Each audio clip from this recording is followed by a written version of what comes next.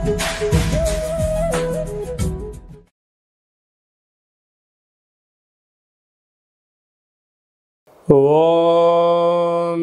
నమః శివాయ. ఓం నమో నారాయణాయ. నరదృష్టి నివారణ, కర్మ నివారణ, సకల సంచిత కర్మ, ప్రారబ్ధ కర్మ, ఆగమిక కర్మ, దగ్ధ నివారణ, తులాభార కాల భైరవాయ నమో నమః. ఓం దిగంబరాయ విద్మహే తంత్రక్షేత్రాయ ధీమహి తన్నో సంహారకాల భైరవ ప్రచోదయాత్. ఓం శ్రీ మహాలక్ష్మీదేవ్యై నమోస్తుతే. ఓం గణానాం త్వా గణపతిగుం అవామహే కవిం కవీనాపవస్త్రవస్తవం జ్యేష్ఠరాజం బ్రహ్మణస్వత ఆన శృణ్వన్నోతిభిస్సీదసాదనగుం శ్రీ మహాగణాధిపతయే నమః. హరి ఓం. 1వ తారీఖు 9వ నెల 2024 నుండి 15/9/2024 వరకు పుట్టినటువంటి వారందరూ కూడా ముందస్తుగా జన్మదిన శుభాకాంక్షలు. గతంలో వివాహం అయినటువంటి వారికి వివాహ వార్షికోత్సవ శుభాకాంక్షలు. 1/9 నుండి 15/9 వరకు ద్వాదశ రాశుల్లో గ్రహ గమనాల్ని ఒకసారి వీక్షింపచేద్దాం. వృషభ రాశిలో దేవగురు బృహస్పతి శత్రుస్థానంలో సంచార స్థితి. మిథున రాశిలో కుజ భగవానుడు, కర్కాటక రాశిలో బుధ భగవానుడు, సింహరాశిలో ఏడాది తర్వాత రవి భగవానుడు, కన్యరాశిలో శుక్రుడు మరియు కేతు సంచార స్థితి, కుంభరాశిలో శని భగవానుడు వక్రగమన సంచార స్థితి, మీనరాశిలో రాహు భగవానుడు సంచార స్థితితో ద్వాదశ రాశుల్లో గ్రహ గమనాలు ఈ విధంగా ఉన్నాయి. అందరికీ ముందస్తుగా వినాయక చవితి పండగ శుభాకాంక్షలు. వినాయకుడు అనగానే అవిఘ్నములను తొలగించి ఐశ్వర్యాన్ని ప్రసాదించేటువంటి భగవంతుడు కనుక ఆది పూజ్య మహాగణాధిపతి. అంటే ఏ పూజను మనం ప్రారంభించాలనుకున్నా పసుపుతో చేసిన గణపతి స్వామికి మనం పూజ చేసుకుంటూ ఉంటాం. భాద్రపద మాస శుద్ధ చవితి వినాయక జయంతి సందర్భంగా గణపతి స్వామి యొక్క ఆశీస్సులు మనందరిపైన ఉండాలని కోరుకుంటూ, కైలాసనాథుడి యొక్క సుపుత్రుడి యొక్క ఆశీస్సులు మనందరిపైనను చూపిస్తూ, ఎవరికి ఎలాంటి కష్టాలు లేకుండా అందరికీ విద్య, విజ్ఞానము, ఉద్యోగము, వివాహము, సంతానము, రాజయోగము, రాజభాగ్యము, రాజభోగము, ఆనందయోగము, ఎవరికి ఏవేవి కావాలో అన్నీ ప్రసాదించే శక్తి ఆ విఘ్నేశ్వర స్వామి వారికి ఉంది కనుక అందరిపైనను గణపతి స్వామికి ఆశీస్సులను కోరుకుందాం. దయచేసి వినాయక చవితి రోజు సాయం సంధ్యాకాల సమయంలో ఎవరు దయచేసి ఆకాశంలో ఉండబడినటువంటి చంద్ర భగవానుని ఎవరూ దర్శించవద్దు. కారణం ఏమిటనగా మన కృష్ణ పరమాత్ముడు పాలలో గ్లాసులో చంద్ర భగవాను యొక్క దర్శనమైనందుకు ఆ సంవత్సరాంతము అనేక రకాలుగా చెయ్యనటువంటి నిందలను పడి అనేక రకాలుగా ఇబ్బందులకు గురయ్యాడు అని చెప్పి మనకు అనేక రకాల పురాణాలు చెప్తూ ఉన్నాయి. కనుక దయచేసి మనం ఎవరము కూడా చూడకుండా ఉండే ప్రయత్నం చేయండి. పరిస్థితుల ప్రభావం చేతనో ఏదో పరిస్థితుల ప్రభావం చూసినట్లయితే దగ్గరగా ఉండబడినటువంటి గణేశ స్వామివారి యొక్క మండపం దగ్గరికి వెళ్ళి అక్షంతలు వేసుకొని స్వామివారికి మనసారా దండం పెట్టుకోగలిగినట్లయితే ఆ యొక్క చంద్ర దర్శన దోషం తొలగిపోతుందని చెప్పి గమనించగలగాలి. వీలైనంత వరకు కలుషితము కానటువంటి అంటే రసాయనిక రంగులతో తయారు చేసినటువంటి వినాయకుడిని కాకుండా ఆర్గానిక్ సహజ సిద్ధమైన రంగులను ఏర్పాటు చేసినటువంటి గణపతి స్వామిని పూజించుకుందాం. భావి తరాలకి అంటే రాబోయేటువంటి రోజులలో కలుషితము లేనటువంటి చెరువులను కాపాడుకుందాం.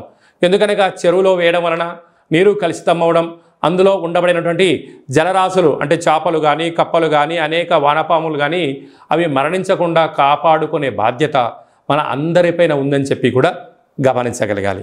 అలాగనే సంపూర్ణంగా మనము ఈ యొక్క గరికను, ఫలాలను, పత్రాలను, పుష్పాలను భక్తితో పూజ చేసుకుందాం.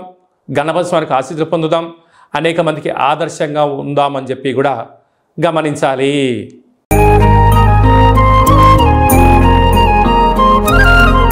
కర్కాటక రాశి వారు సోమవతి అమావాస్య, కాళ అమావాస్య రోజున ఎలాంటి విధులను పాటించడం వలన అష్టమ స్థానంలో ఆయుస్థానంలో శని భగవానుడు వక్రగమనంలో ఉన్నప్పుడు ఎలాంటి ఇబ్బందులు ఉంటాయి, వాటిని అధిగమించే ప్రయత్నం ఎలా చేయాలో ఈ వీడియోలో సవివరంగా సంపూర్ణంగా తెలుసుకుందాం.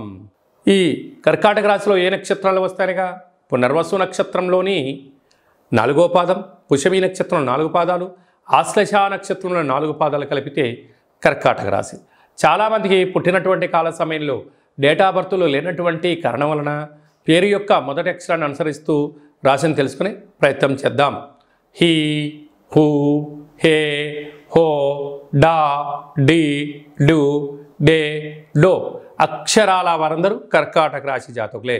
కర్కాటక రాశాధిపతి చంద్రుడు కనుక ఈ చంద్రుడు సోమవారానికి అధిపతి.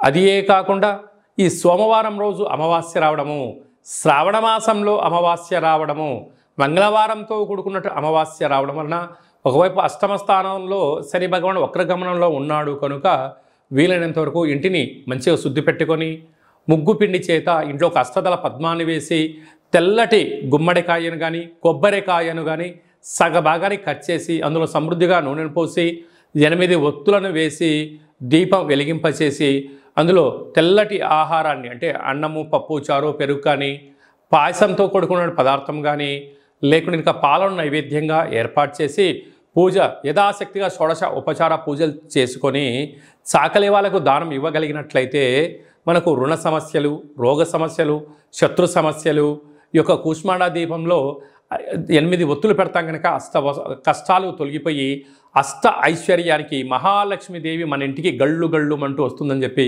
గమనించాలి. కనుక ఒకవైపు వ్యయంలో కుజుడు సంచారం చేయడం వలన కుజదోష ప్రభావం కారణం వలన మీ జన్మ నక్షత్రం రోజున అష్టమి అమావాస్య తిథుల ఎందున దూరావాయు జల ప్రయాణాలు పెట్టుకోవద్దు.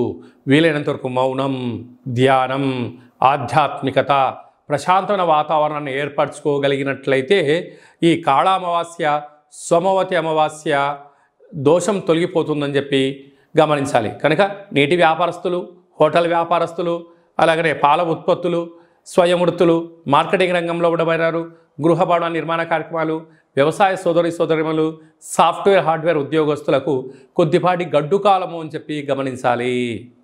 2/9/2024 మనకు సోమవారం అమావాస్య, శ్రావణమాస అమావాస్య, అందులో మఖా నక్షత్రంతో కూడుకున్న అమావాస్య రావడం వలన సోమవతి అమావాస్య అంటారు. ఆ అమావాస్య సోమవారం అంతా సంపూర్ణంగా ఉంటూ 3వ తారీఖు ఉదయం 9 గంటల వరకు కూడా ఉంది కనుకనే మనకు మంగళవారం కూడా అమావాస్యగా పరిగణించగలగాలి. కనుక శ్రావణమాస అమావాస్య సందర్భంగా కాళ అమావాస్యగా మనము గమనించగలగాలి. వీలైనంత వరకు ఇంటిలో శుద్ధి పెట్టుకోవడం, మన జన్మ నక్షత్రం, మన జన్మతిథి, జన్మరోజు ఆ రోజు వచ్చినట్లయితే వీలైనంత వరకు నీటిలో ప్రయాణం చేయకపోవడం, వాయు ప్రయాణాలు చేయకపోవడం, విశేషమైన గొడవలకు దూరంగా ఉండడం, మౌనంగా ఉండే ప్రయత్నం చేయగలిగినట్లయితే మనకు దుష్టగ్రహాల యొక్క దోషం తగ్గుతుందని చెప్పి గమనించగలగాలి. వీలైతే కాలాన్ని శాసింపజేసే శక్తి కాళభైరవ స్వామి వారికి ఉంటుంది కనుక మనమందరము కూడా కాళభైరవ స్వామి యొక్క స్మరణ, ధ్యానము, కూష్మాండ దీపము, కాళభైరవ స్వామికి ఒక సౌభాగ్య ముడుపు కట్టుకొని హోమ కార్యక్రమంలో పాల్గొన్నట్లయితే మనకు అమావాస్య ఛాయలు, సోమవతి అమావాస్య ఛాయలు దోషం తొలగిపోతుందని చెప్పి కూడా గమనించగలగాలి. వీలైతే మీరు ఇంట్లో చేసుకోండి, కుదరకపోతే ఈ కింది నెంబరు సంప్రదించినట్లయితే మన యొక్క దేవాలయంలో అమావాస్యకు విశేషమైనటువంటి కాళభైరవ కాళ అమావాస్యకు సంబంధించినటువంటి హోమ కార్యక్రమాలు జరుగుతాయి కనుక మీకు వాట్సాప్ కాల్ ద్వారా ప్రత్యక్ష ప్రసారాన్ని కూడా చూపించడం జరుగుతుందని చెప్పి గమనించగలగాలి. అలాగనే మనకు 7వ తారీఖున వినాయక చవితి పండగ కనుక మనమందరము కూడా ఆది పూజ్య మహాగణపతి స్వామి వారి యొక్క పూజా కార్యక్రమాలని యథాశక్తిగా మనకు ఎంత శక్తి కలిగితే అంత శక్తిగా స్వామివారిని పూజ చేసుకుందాం. కలుషితం లేనటువంటి, రంగులు లేనటువంటి, రసాయనం లేనటువంటి వినాయక స్వామిని పూజిద్దాం. స్వామివారికి అటుకులు, బెల్లము, ఉండ్రాళ్ళు, లడ్డూ నైవేద్యాన్ని ఏర్పాటు చేసుకుందాం. స్వామివారి యొక్క ఆశీస్సుల కోసం మనం అన్ని విధాల మానవ ప్రయత్నం చేద్దాం. దయచేసి చంద్ర భగవానుణ్ణి దర్శించవద్దు అని చెప్పి మీరు గుర్తుపెట్టుకోగలరు. అలా విధి లేని పరిస్థితిలో దర్శించినట్లయితే ఈ కింది నెంబర్ సంప్రదించి మీ గోత్రనామాలు పంపించినట్లయితే ఆ యొక్క దోష నివారణకు మన యొక్క దేవాలయంలో ప్రత్యేకంగా పూజ చేయించి మీకు గరిక అక్షంతలు కంకణాన్ని పంపించడం జరుగుతుంది కనుక దయచేసి 100కు 100% ఎవరు చూడవద్దు. తెలియని పరిస్థితిలో చూసినట్లయితే ఈ కింద నెంబర్ సంప్రదించండి. మీకు మంచి సలహా సూచన ఇచ్చి అష్ట కష్టాలకు మనము కేంద్ర బిందువు కాకుండా అష్ట ఐశ్వర్యం స్వాగతం పలకడానికి ఏమేం కావాలో సలహాలు సూచనలు ఇవ్వడం జరుగుతుందని చెప్పి గమనించాలి. అలాగనే మనకు 11వ తారీఖు భాద్రపద మాస శుద్ధ అష్టమి బుధవారము జ్యేష్ఠ నక్షత్ర సందర్భము. ఇది చాలా ఒక 18 సంవత్సరాలకు ఒకసారిగా వచ్చేటువంటి బుధవారము జ్యేష్ఠ నక్షత్రము, అందులో అష్టమి తిథి రావడము. అంటే వినాయకుడికి ఇష్టమైన రోజు బుధవారము, బుధుడి యొక్క నక్షత్రము జ్యేష్ఠ నక్షత్రము, అందులో అష్టమి తిథి రావడం అనేది చాలా అరుదుగా వస్తుంటుంది. కనుక మనం అందరము కూడా తంత్ర వరసిద్ధి మహాగణపతి స్వామి యొక్క పూజ చేసుకున్నట్లయితే వీలైతే ఈ మంత్రాన్ని స్మరణ చేసి ఏదైతే మనం కోరుకుంటామో దాన్ని విజయం సాధించడం జరుగుతుందని చెప్పి గమనించగలగాలి. మంత్రాన్ని చెప్తాను, ఒకసారి నోట్ చేసుకోండి. ఓం శ్రీం హ్రీం క్లీం గ్లౌం గం గణపతయే వరవరద సర్వ కార్యం. అంటే మనం ఏదైతే కార్యం అనుకుంటున్నామో ఆ కార్యం పేరు అనుకొని వశమానయ స్వాహ అనేటువంటి మంత్రాన్ని ఒక 27 సార్లు తగ్గకుండా రోజుకు ఒక 108 సార్లు ఈ మంత్రాన్ని ఉచ్చరింప చేయగలిగినట్లయితే మనకు కష్టాలన్నీ తొలగిపోయి ఐశ్వర్యానికి స్వాగతం పలుకుతూ ఆ పని మనకు అనుకూలించేటువంటి విధంగా తంత్ర తాంత్రిక వర కాల విఘ్నేశ్వర స్వామి యొక్క ఆశీస్సులు మనపైన ఉంటాయని చెప్పి కూడా గమనించాలి. ఈ విధంగా మనమందరము కాళభైరవ స్వామి యొక్క ఆశీస్సులు పొందుతాం, విఘ్నేశ్వర స్వామి యొక్క ఆశీస్సులు పొందే మానవ ప్రయత్నం చేద్దాం. కనుక మనమందరం కూడా జాతకాన్ని తెలుసుకుందాం, కష్టాల కడలకి ఫుల్ స్టాప్ చెప్దాం, ఐశ్వర్యానికి స్వాగతం పలుకుదాం, ఆ కాళభైరవ స్వామి యొక్క ఆశీస్సులు విఘ్నేశ్వర స్వామి యొక్క ఆశీస్సులు పొందుదామని చెప్పి మనవి అందరికీ ఆశీర్వచనం. ఓం శతమానం భవతి శతాయు పురుష సతేంద్రియ ఆయుష్యేవేంద్రియే ప్రతిష్టతి ధనం ధాన్యం బహుపుత్రలాభం శత సంవత్సరం దీర్ఘమాయు. సర్వే జనా సుఖినో భవంతు, లోకా సమస్తా సుఖినో భవంతు. సర్వం విఘ్నేశ్వరార్పణమస్తు. ఈ వీడియో మీకు నచ్చినట్టయితే లైక్ చేయండి, షేర్ చేయండి, మా ఛానల్ని సబ్స్క్రైబ్ చేసుకోండి. అందరికన్నా ముందుగా మీ వ్యక్తిగత జాతకం మీరు తెలుసుకోవాలనుకుంటున్నారా? అందరికన్నా ముందు మీరు మంచి రోజులు ఎలాంటి విధులు పాటించాలో తెలుసుకోవాలనుకుంటున్నట్టయితే మా యొక్క ఛానల్ని సబ్స్క్రైబ్ చేసుకున్న తర్వాత గంట సింబల్ ప్రెస్ చేయండి, ఆల్ అనే బటన్ కూడా తెలియచేయండి. ఆధ్యాత్మికమైన ఈ యొక్క కార్యక్రమాన్ని భగవద్బంధువులకు, మిత్రులకు, స్నేహితులకు మీ క్షేమాన్ని ఎవరైతే కోరుకుంటున్నారో, మీరు ఎవరి క్షేమాన్ని కోరుకుంటున్నారో వారికి ఈ వీడియోను ఫార్వర్డ్ చేసి భగవంతుడి యొక్క ఆశీస్సులు పొందగలరు.